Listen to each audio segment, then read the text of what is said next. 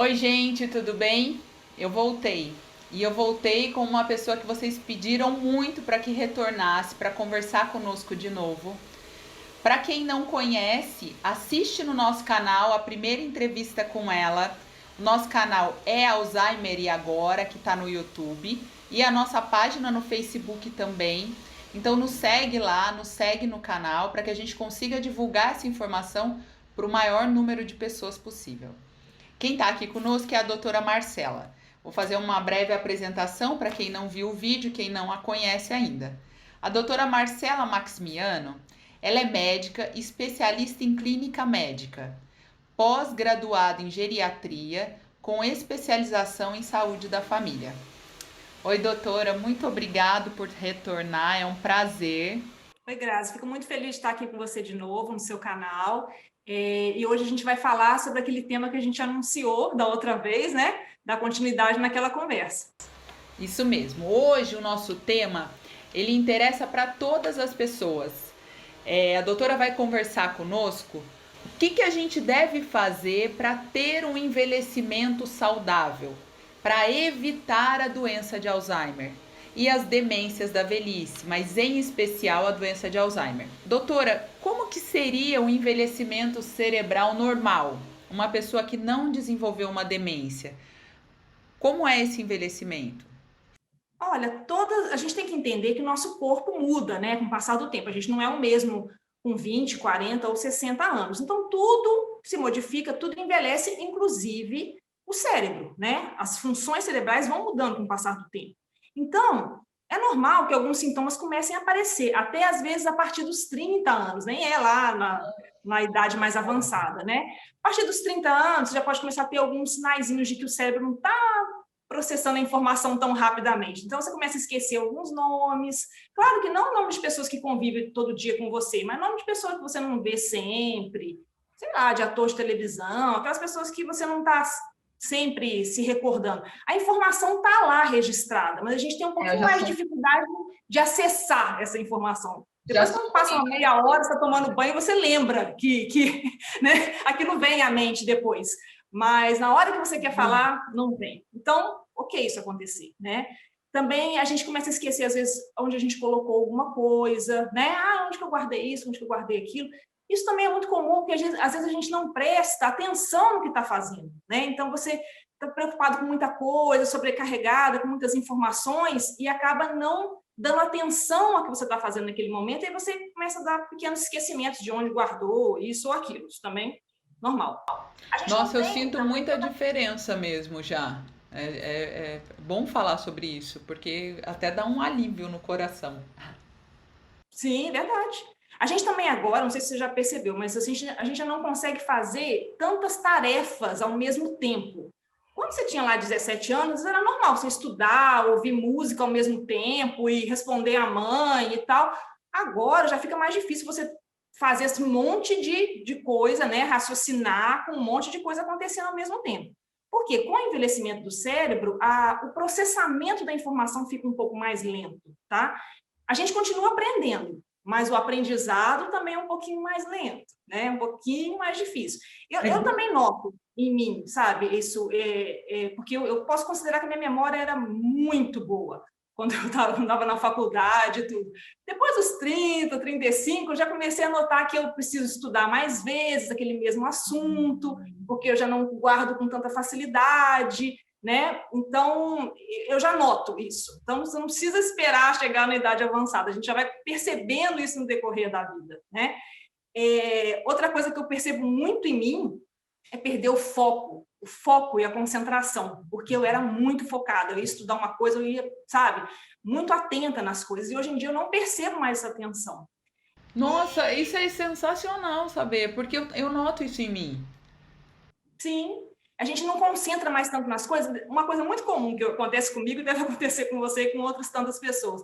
Da gente começar a fazer uma coisa, por exemplo, se eu quero varrer a sala, aí eu vou na sala, aí eu acho um copo em cima da mesa, aí eu levo aquele copo na cozinha, aí eu descubro que tem prato para lavar, aí eu lavo o prato, eu vou secar, o pano de prato tem que lavar, eu vou lavar roupa. Quer dizer, você vai fazendo uma coisa em cima da outra, aí você para 2 horas depois e fala, gente, eu ia varrer a sala, eu não fiz nada do que eu tinha programado, mas isso É porque você esqueceu? Não, você perdeu a concentração no que você estava fazendo, né? Então, assim, quer dizer, nada disso que eu estou falando é demência, isso não é doença, né? Isso são características do envelhecimento normal do cérebro. Todo mundo vai passar por isso mais cedo ou mais tarde, né? Só para relembrar, a gente tem aquele outro vídeo que eu falei já dos sintomas da demência, né? A doença de Alzheimer é a demência mais comum, mas tem várias outras, né? Então, eu falei daqueles sintomas característicos da doença, os sintomas iniciais. Isso que eu estou falando aqui, nada disso é doença, né? Por quê? Porque na demência, esses esquecimentos começam a quê? A prejudicar a vida diária da pessoa. Prejudica, isso dá um grande impacto, né? Leva a um grande impacto. Então, por exemplo, a gente esquece onde colocou a chave, tá? Isso é muito comum. Ah, não sei onde eu guardei minha chave, vou procurar e tal. Isso causa uma chateação ali naquele momento, mas passado um tempinho você encontra a chave e ok, isso não é doença. Agora, você pegar uma chave na mão e não saber para que serve uma chave, como usar uma chave, ou não saber o nome daquilo ali, aí já pode ser sinal de doença, né? Então, quer dizer, esses pequenos esquecimentos que a gente começa a ter no dia a dia não causam um grande impacto, não atrapalha a sua vida diária. Agora, os sintomas da demência, aí sim, é lá no outro vídeo que a gente comentou, mas realmente dão impacto e atrapalham muito a vida diária. Muito mesmo. Eu estava aqui pensando, se a gente não pode evitar esse envelhecimento, né? Se ele vai acontecer de qualquer forma, como que a gente pode evitar esse envelhecimento patológico, ou seja, a doença? Sim.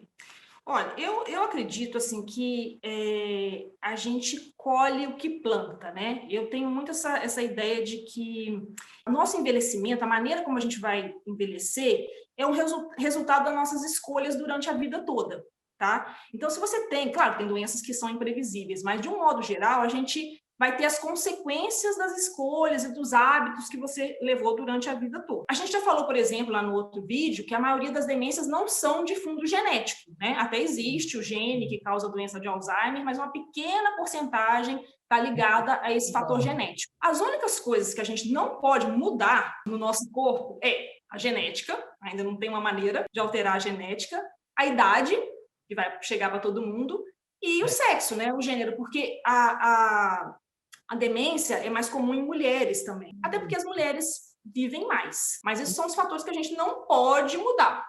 Mas o que a gente pode mudar, então? Se a gente não pode mudar isso, por exemplo, eu já, então, infelizmente, né, tenho já uma predisposição por ser mulher, né? Você também. O que a gente pode mudar, então?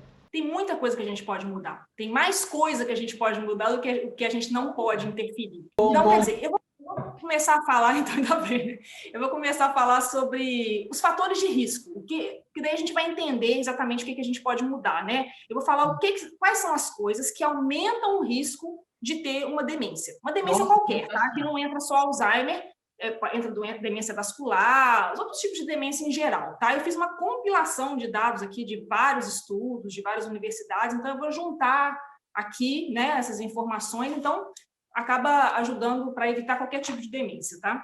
Então, por exemplo, primeiro, hipertensão. Estou falando de fatores de risco, tá? O que aumenta o risco de demência. Hipertensão arterial, diabetes, obesidade e sedentarismo. Nosso papai era obeso, diabético e sedentário. Aumenta, gente. Olha, decididamente tá muito certo isso. Porque o que acontece? Eu coloquei isso tudo no mesmo pacotinho, porque geralmente eles vêm juntos, não é? O sedentarismo leva a obesidade, que leva o diabetes, não é? Vem tudo consequência um do outro. Então, botei isso tudo no mesmo pacote. E por que isso altera? Porque tudo isso que eu falei altera a circulação cerebral, causam deterioração das funções do cérebro. Outras coisas que interferem: tabagismo e o excesso de álcool. Cigarro e álcool têm substâncias tóxicas para o cérebro, o álcool em excesso. E o cigarro tem inúmeras substâncias tóxicas, ele também influencia na circulação cerebral. Então, péssimos. Outra coisa, perda auditiva. Ninguém fala muito disso, mas já foi caracterizado que a perda auditiva aumenta o risco de demência. Nesse pacotinho eu coloco também a depressão e o isolamento social. Por que eu coloquei isso tudo junto? Porque você imagina, uma pessoa, ela pode decidir simplesmente se isolar. Tem idosos que são muito solitários, não tem filhos, não tem cônjuge, e ele mora sozinho, não quer conversar, não quer ter amigo. Ele se isolou. Isso é ruim. A gente sabe que é péssimo, porque essa solidão acaba causando um estresse emocional que aumenta as substâncias inflamatórias no corpo e leva à deterioração do cérebro também. Então, isso é o isolamento.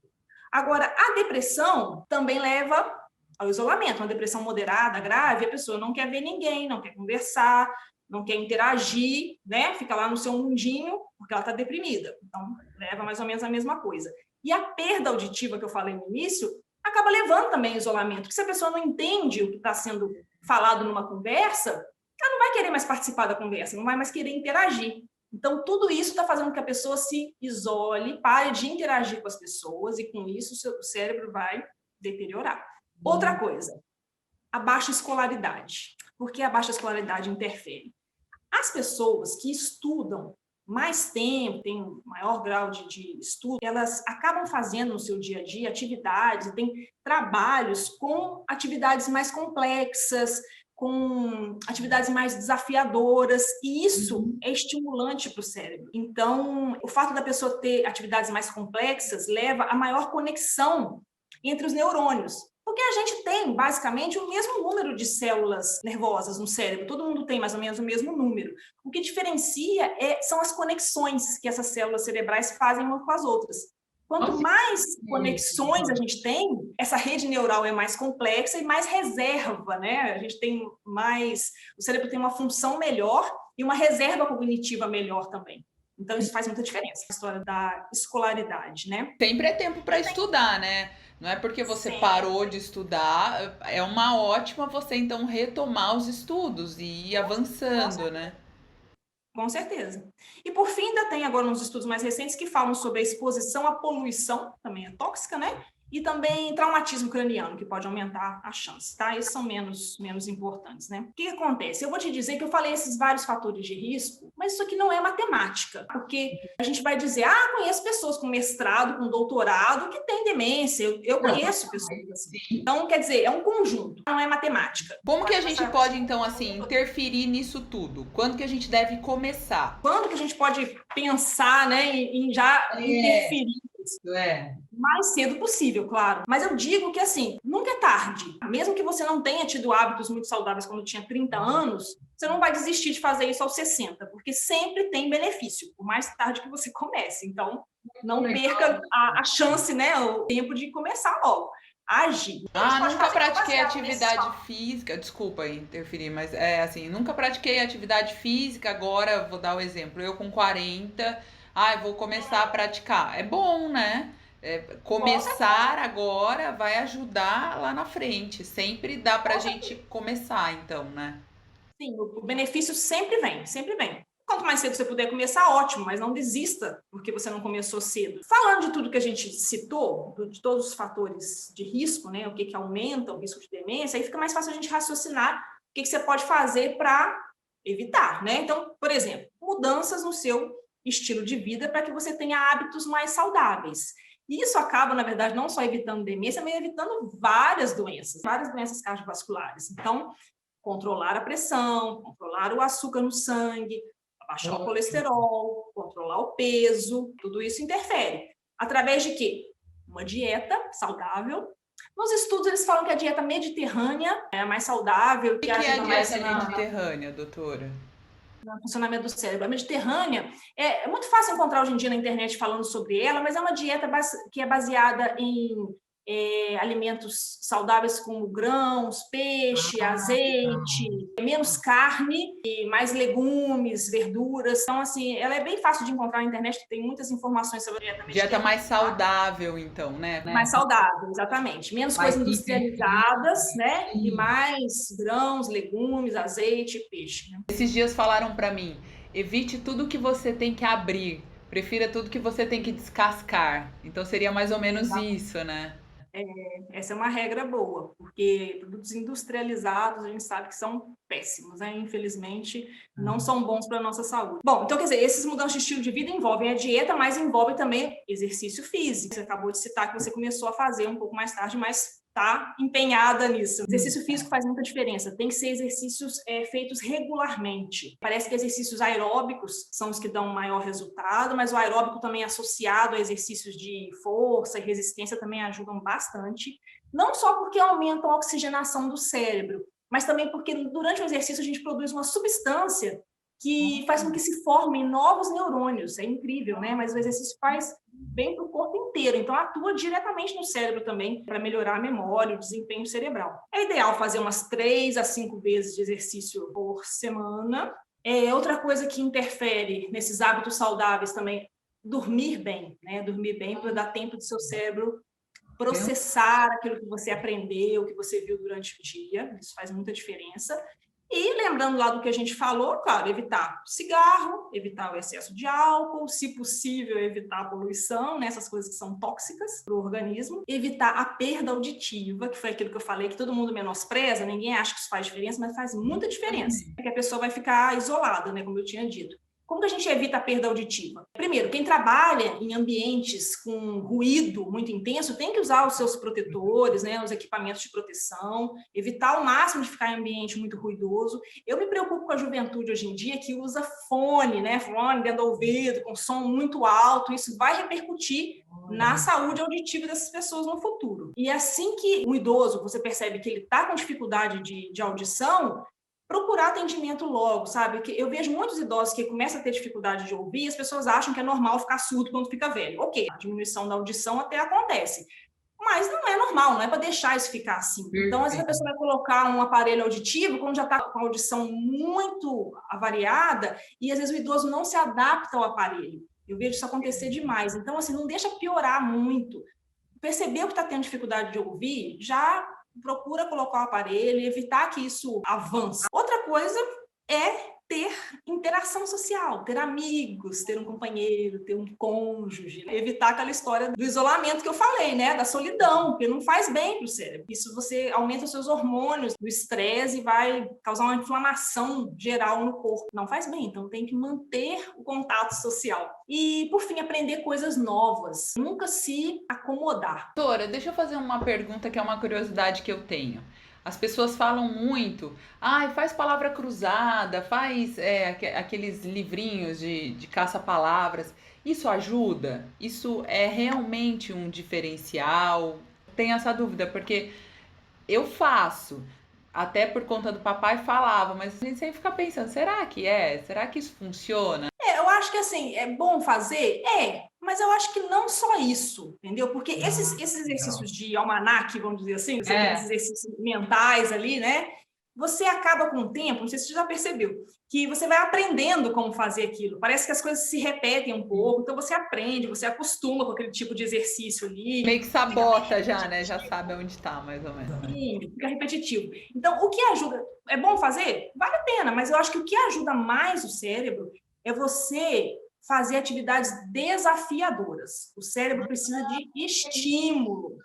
Então, você tem que se desafiar. O que é, então, se desafiar nesse caso, né? É você aprender uma língua estrangeira, é você aprender a tocar um instrumento. Isso é desafiador, né?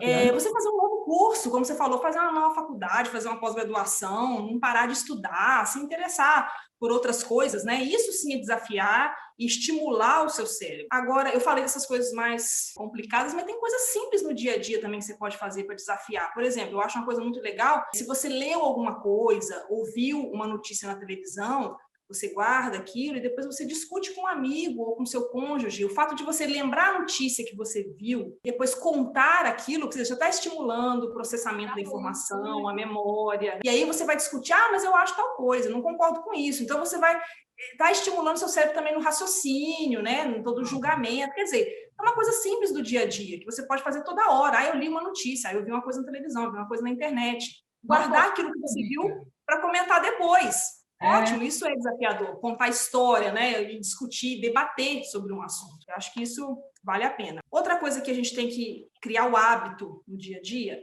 é de dar atenção plena ao que você está fazendo. Como eu falei, com o passar do tempo, a gente não consegue mais fazer 1000 coisas ao mesmo tempo. Então, você tem que evitar aquele bombardeio de informação. Se eu estou querendo ver TV, mas estou com o celular na mão e também está tocando uma música e estou conversando com outra pessoa, Eu não vou guardar nada, nem do que eu li, nem do que eu vi na TV, nem do que eu conversei, porque se perdem essas informações. Então, se você quer realmente aprender, entender, guardar aquilo que você está fazendo, dê atenção ao que você está fazendo. Esteja ali naquele momento. Viver o agora, né? Que existe hoje muitas pessoas falando isso, né? Até aquela técnica mindfulness, né? Sim. Voltar para o agora, fazer as coisas com atenção plena. Vou escrever. Tô fazendo essa conversa, não tô preocupada se tem isso, tem aquilo, não. Eu tô aqui na conversa, né? Isso faz diferença, faz muita diferença. Legal. Outra coisa, também, assim, a gente não precisa cansar o nosso cérebro, cansar entre aspas, com coisas bobas do dia a dia. Por exemplo, você tem que ir no supermercado, você quer comprar 15 coisas. Você vai guardar, decorar aquilo tudo, vai chegar lá e ficar chateado que você vai esquecer de comprar uma coisa. Gente, faça listas. Não tem por que não fazer uma lista. Hoje em dia, você faz lista no celular, faz um papelzinho, não interessa. O fato de fazer a lista, parar para pensar e escrever, já vai te ajudar a lembrar. Mas também você ter aquela ajudinha depois para você conferir se fez tudo certo, é ótimo. Você não fica sobrecarregando de informação, uma coisa banal. Na sua casa, tenha rotinas. Às vezes a gente fala, mas eu perco toda hora minha chave, meu celular, minha carteira. Tenha rotina de chegar em casa e saber que tem um lugarzinho específico para você guardar suas coisas, para guardar a sua chave.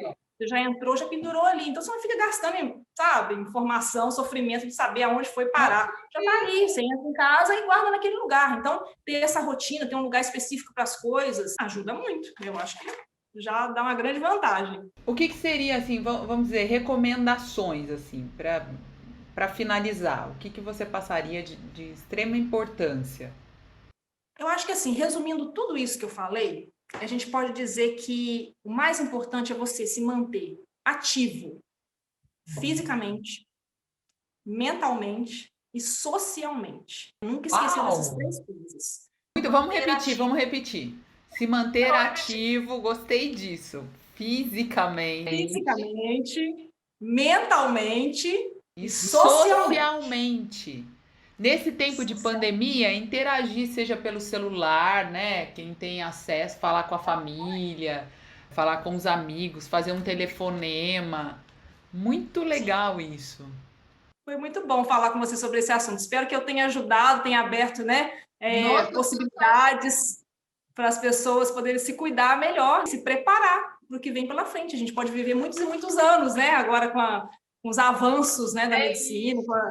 Então, a gente tem que se preparar para viver aí 100 anos ou mais. Se Deus quiser, e com qualidade de vida, e com qualidade mental, né? A gente ter uma cabeça saudável, não só um corpo saudável, mas a gente ter uma mente saudável. Doutora, foi sensacional, foi ótimo. Eu espero que a gente retorne numa próxima conversa. Quer deixar um recadinho do que está pensando para a próxima conversa? Olha, boa pergunta. Eu acho que a gente podia pegar umas ideias do que as pessoas vão te sugerir, né? Vamos ver os comentários que vão surgir a partir disso e a gente vai desenvolver alguma coisa, então, baseada no que as pessoas vão comentar. Perfeito, doutora. Foi um prazer. Deixe seu comentário. Se tem alguma dúvida, pode nos mandar, que a gente está aqui para tentar ajudar. E foi um prazer. Muito obrigado. Igualmente. Fiquem com Deus. Fica com Deus, doutora. Obrigado, viu?